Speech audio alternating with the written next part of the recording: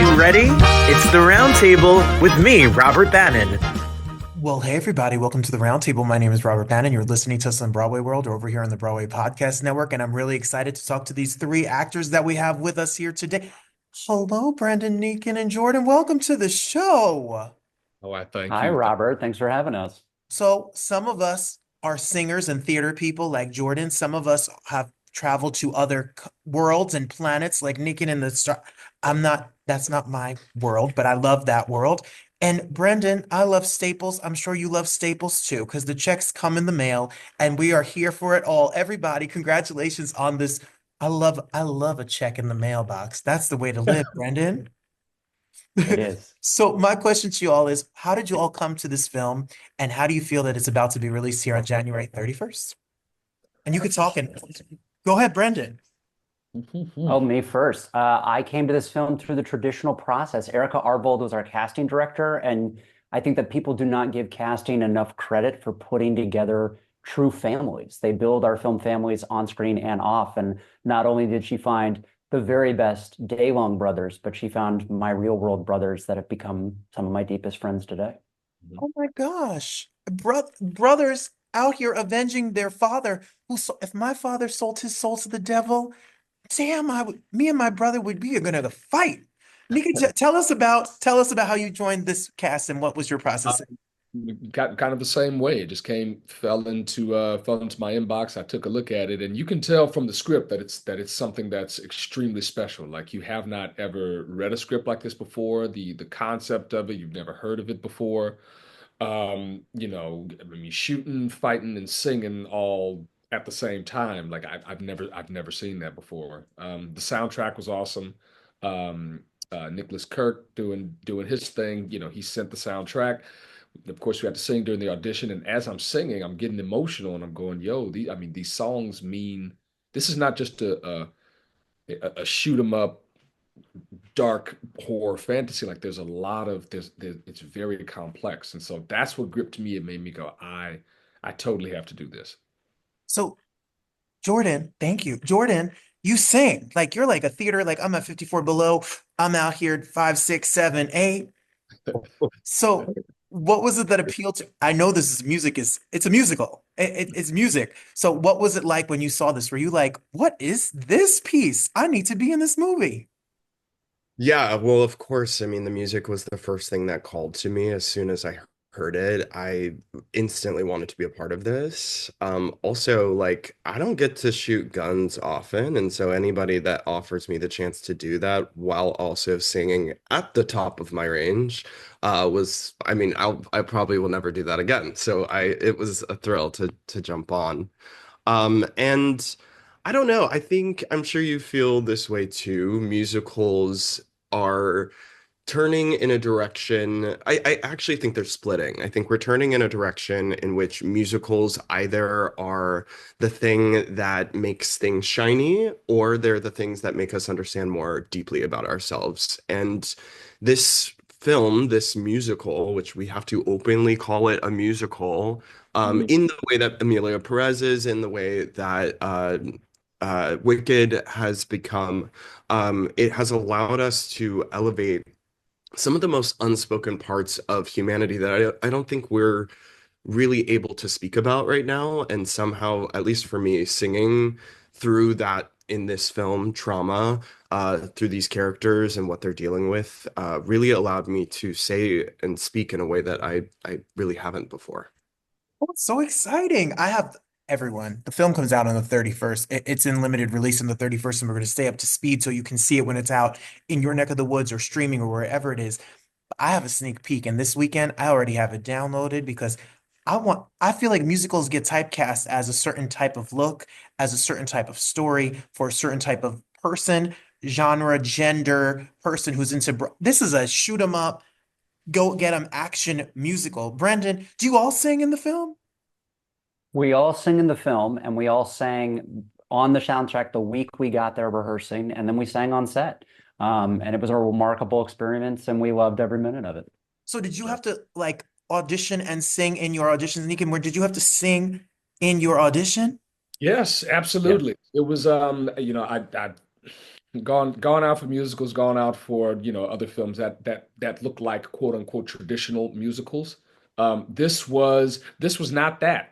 Even down to like in my audition, I said, oh well, let me sing something super soulful, so on and so forth. And then getting to set, Nick was like, listen, you're actually singing as the character. So what you have brought forth, I actually need more. I'm talking like we need you to go gruff, we need you to shout, scream, this, that, so on and forth. And I was like, oh, this is I mean, shoot. He's like, Nican, you nice voice. However, Nican, what we need for you to get in there and be the character too. And so this also pushed and stretched me as an acting exercise, as a singing exercise, being able to bring forth the character through musicals, like bring forth a shoot 'em up kind of mean kind of guy in a musical sense. It was quite Naked. an Well, Niken and Brendan, question for you? I know you look up Jordan and you see Jordan's body of work, and do you feel as a singer, and your body of work though, action television or voiceover work or television work, do you feel typecast? Is it nice to be able to say like I sing too? I can do a musical and shoot a gun and be in a television show. Like we can do more than just one box that this industry puts us in. Well, I'll volunteer that, I went to NYU for musical theater and was in a lot of early developmental musicals. But what I'll say is that I think that what I love about the Broadway community specifically is that there are trends and ebbs and flows in the sound of what is considered a musical, depending on our generation. And I think that we look at, for example, what Evan Hansen did to kind of the sound of Broadway for a moment. Some of those more contemporary folk sounds that honestly would have been kind of slapped on the wrist in my days at NYU, started to really bleed into the culture. And I think what I love about the DeLong brothers and have is that there is this intensity and this real scrappiness and grittiness that I think could invite even more people into what is this great American tradition of musical theater. absolutely. Well, Jordan, do you feel the opposite? Have you been fighting the fight to not be a musical theater actor and to get into more traditional film and television? What is it like when you show up for a audition or talk to your management and be like, I want to do TV too. I don't only just sing and dance. Uh, yes and no. I will say actually to Brendan's point, because I grew up in the church, like I classically did not know how to sing until I went to Carnegie Mellon, and it was actually there that they looked at me and said, like, do you really want to sing this way? Don't you want to learn Mm. the theatrical way of singing? And to be honest, I didn't. And there was a relief over me that people are creating musicals for voices that might not come from the institutionalized places that structurally are not built for people like me. And so being able to release all of that and truly sing from the gut, from the heart, from pain that exists in America, in these brothers, that I think was the relief for me.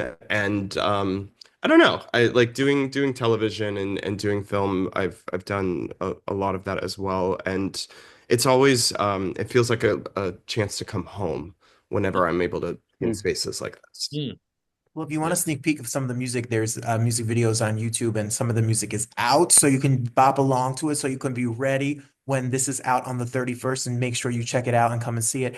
Brendan, who is this film for? Like, is this an action film? Is this who should watch this? Everybody and their mother and their girlfriend and their boyfriend and their everyone? Like, who's coming to the movie?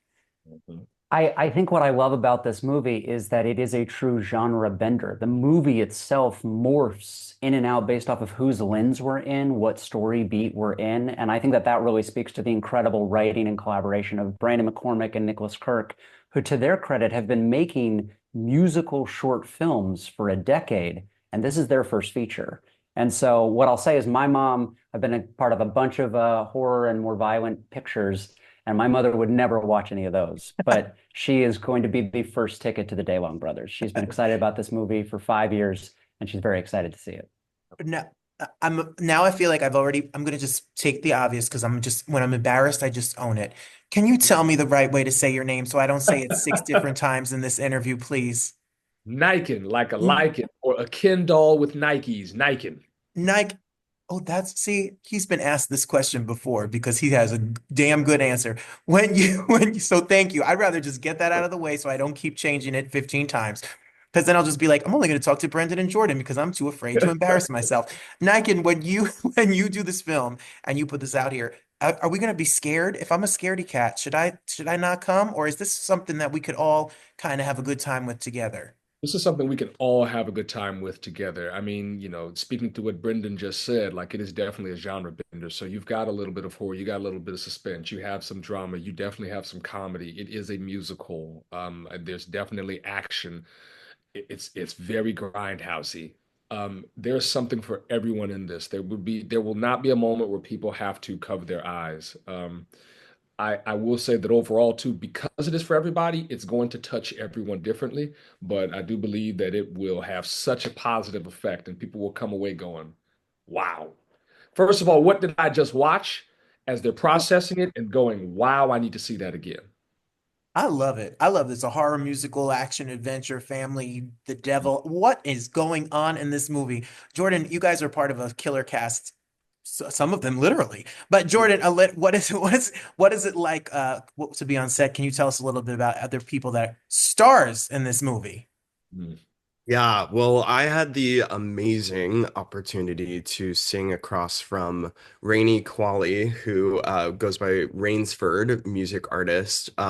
So talented, so giving of a person. She does not have to be, but she is so gracious and had an excellent time recording a duet with her, The Reckoning, a fantastic song written by Nicholas Kirk.